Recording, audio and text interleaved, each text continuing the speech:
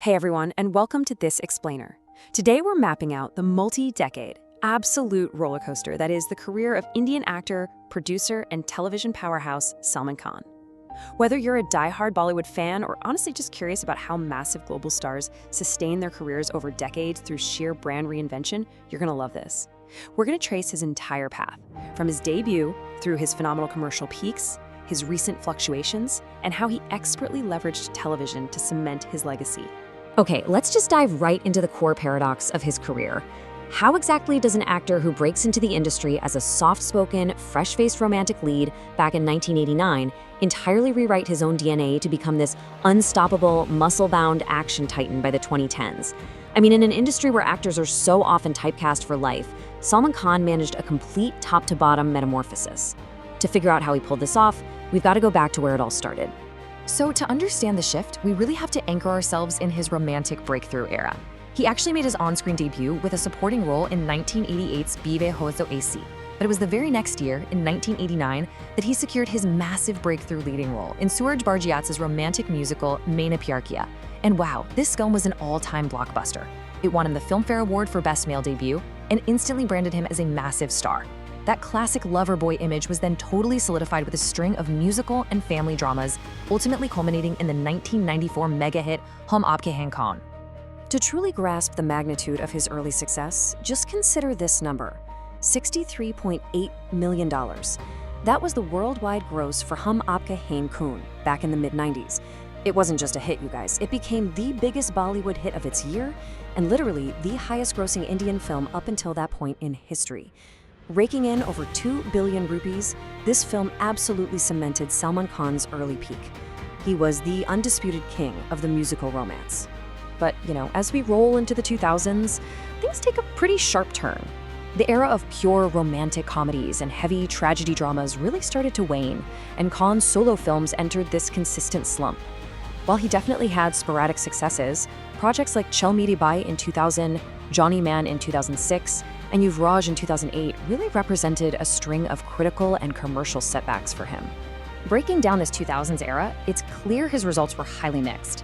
Yes, for sure, there were high-profile commercial failures, but the crucial takeaway here is that he never actually lost his star power. He cleverly maintained it through two specific avenues: highly successful ensemble comedies like Mujhse Shaadi Karogi, Partner, and No Entry, and emotionally vulnerable, intense performances, most notably in 2003's Tera Naam. In fact, critics were calling his work in Tera Naam exceptional, noting that it showed this intense, unconventional side of him right beneath that tough exterior. Now, an actor can only survive on mixed results for so long, right? As the 2000s drew to a close, he was clearly no longer the fresh-faced romantic lead of the 90s, and the industry's tastes were rapidly shifting. So we arrive at the million-dollar question. How did Khan resurrect his screen image for a totally new decade? What was the massive strategic pivot that would define the rest of his career? Well, the transformation was absolute, and this brilliantly illustrates that contrast. He entirely shed those soft features and the musical romance vibe of the 90s and straight up resurrected himself as a 2010s action star. He became the fearless cop, the international spy, bringing this undeniable on-screen swagger. He completely leaned into a larger-than-life, hyper-masculine persona, and it just perfectly resonated with a whole new generation of single-screen and multiplex audiences alike. He executed this rebirth with incredible precision. It all started kicking off in 2009 with the action film Wanted, directed by Prabhu Deva. But the real explosion, that happened in 2010 with Dabangg, where he played a fearless cop with a really distinct comic flair. This sparked a period of sustained, just unbelievable commercial dominance. Following Dabangg, between 2010 and 2017, literally every single film where he played the lead role grossed over 1 billion rupees domestically.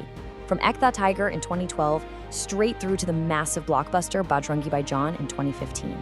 Film critic Anupama Chopra perfectly captured the magic of his performance as Chobal Pandey in Dabangg.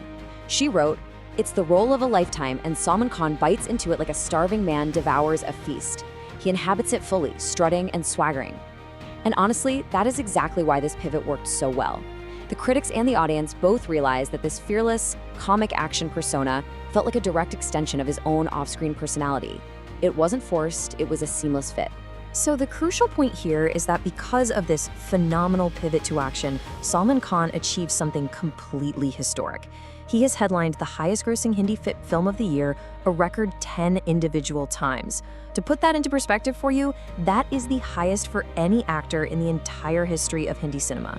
His Eid holiday film releases literally became an industry staple, consistently smashing opening day and lifetime collection records. And that rockets us straight to his absolute commercial peak in 2015.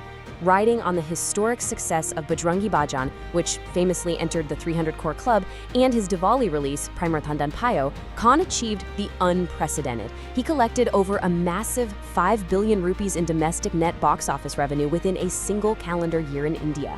Just staggering numbers. But dominating the box office? That was honestly only half of the strategy. In 2008, he launched what we can call his second screen pivot.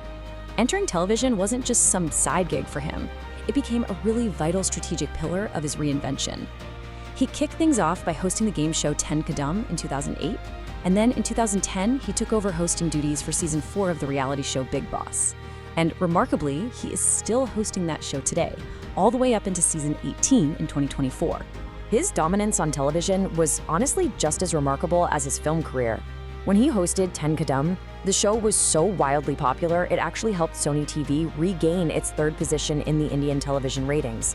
And with Bigg Boss, he completely surpassed previous hosting standards by just leveraging his raw, unfiltered personality. Ruling the TV screen kept him constantly in the public eye.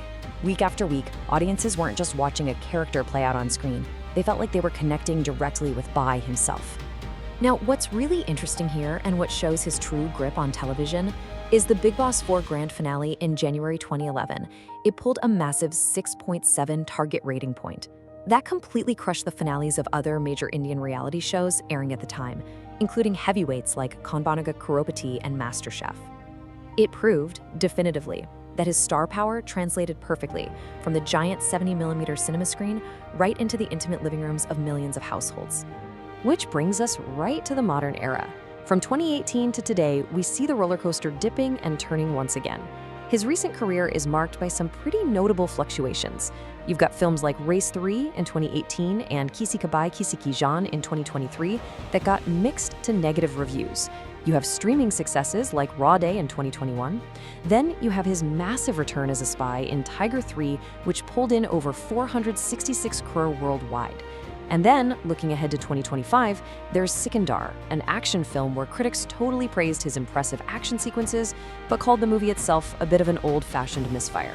Which leaves us with a really fascinating, provocative thought to end on. We've seen him transform from the 90s loverboy into the unstoppable action titan of the 2010s, brilliantly using both film and television to completely conquer the industry. But today, standing at a crossroads where a massive franchise hit like Tiger 3 contrasts so sharply with standalone misfires like Sikandar, we really have to ask, is Bollywood's biggest action star gearing up for yet another reinvention? What era of Salman Khan are we about to enter next? Thank you so much for joining me on this explainer. Keep learning, and I'll see you next time.